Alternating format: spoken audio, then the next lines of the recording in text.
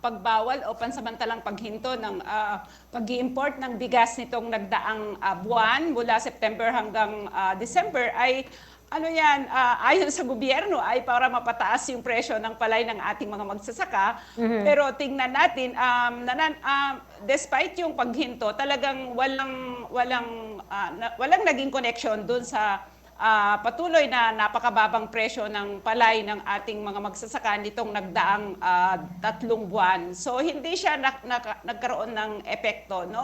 Bagkus ay mas lalo pang bumaba yung presyo ng palay na kung saan ay last week ng November ay monitored natin, nakausap natin yung ilang mga magsasaka dyan sa Laguna na talagang nabili ng 8 pesos yung kanilang palay. So yung mga ganun na mga sitwasyon ay talagang realidad sa baba. Kahit nung panahon na binanggit din ng Department of Agriculture na maglalagay na sila naglabas sila ng Executive Order number 100, 101.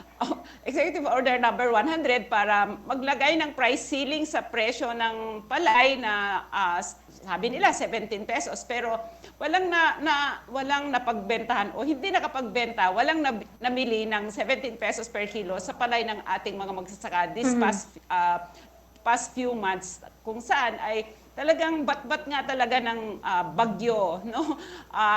Yung binagyo yung kanilang mga produkto, tapos dahil sa nabagyo, palaging basa tuwing sila ay nag-aani, ay talagang binabarat to the point na mismo ang mga traders nagsasabi na take it or leave it. Bibilhin namin yan ng 12 pesos kung ayaw mo, maghanap ka na ng ibang mga mapagbebentahan.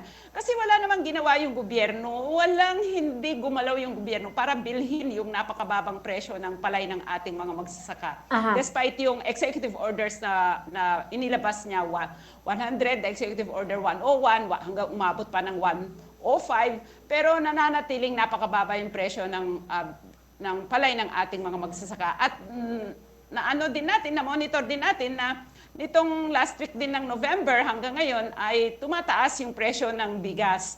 May pagtaas yung presyo ng bigas sa... Kumbaga, Ma'am Cathy, kasi 'di ba bumaba yung presyo po ng palay sa mga magsasaka, yung pagbili po sa kanila, pero hindi naman po nagkaroon ng pagbabago or pagbaba sa presyo naman po ng bigas na ibinebenta sa market, Ma'am Cathy.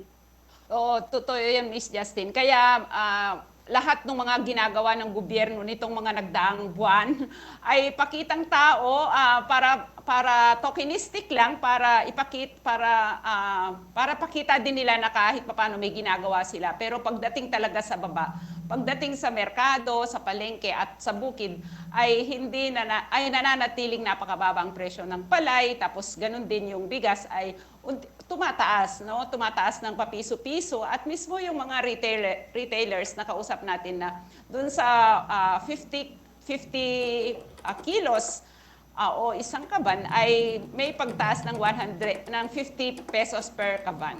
So piso yung itinaas nung dating nabibili nila mula sa naibebenta nila ng 40 pesos, 42 pesos, kaya 43 pesos yung mga locally produced ng mga magsasaka. Pataas na yan. Wala na tayong nakikita, Miss Justin, dati nakakakita tayo ng 38, nakakakita tayo ng 40. Ngayon ay 43 pataas na yung presyo ng bigas sa palengke. So, despite yung kahit inihinto nila yung pansamantalang pag-i-import nung nagdaan taon, ay talagang napakarami yung imported na bigas sa ating bansa. Kahit sa panahon ng pansamantalang pag-ban doon sa presyo sa pag-i-import ng bigas ay meron na tayong namomonitor na may dumadating na imported na bigas dito sa ating bansa. Ma'am Cathy, Idagdag mo pa yung smuggled rice na talagang kailanman hindi na talaga nawala dahil wala naman nakakasuhan doon sa banta ng gobyerno na may kalalagyan ang mga smugglers, mga price manipulators sa sa ating economy. Actually, nananawagan tayo na dapat ihinto na yung kung ano lang yung kakapusan natin, yun lang dapat ang i-import ng gobyerno para matiyak na yung matiyak na may palengke, no? May palengke yung ating locally produced na bigas. Pero yun nga, dahil sa batas na RA 11203, dahil liberalize yung ating industriya sa agrikultura, ay talaga naman hindi nito kayang pigilan dahil nasa batas. Ngayon, yung pagpapahinto pansamantala dun sa pag-i-import, no?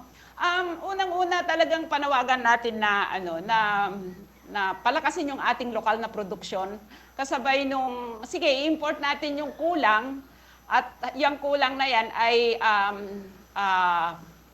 i-offset natin sa pamamagitan ng pagpapalakas sa ating lokal na produksyon. Paano mapalakas yung ating lokal na produksyon? E de mag-subsidize sa production cost ng ating mga magsasaka. E de mag-subsidize sa presyo ng palay sa ating mga magsasaka. And at the same time, ay talagang palakasin yung ating lokal na produksyon sa pamamagitan ng pag-expand ng mga lupang tinatamnan natin ng palay, kasabay nyon ay pag-e-ensure ng irrigation sa lahat ng mga natatamnan bukid ng pagkain natin. Hindi yung farm to market road, tapos yung farm to market road na yan ay mas tatakpan pa niya yung mga irrigation canals.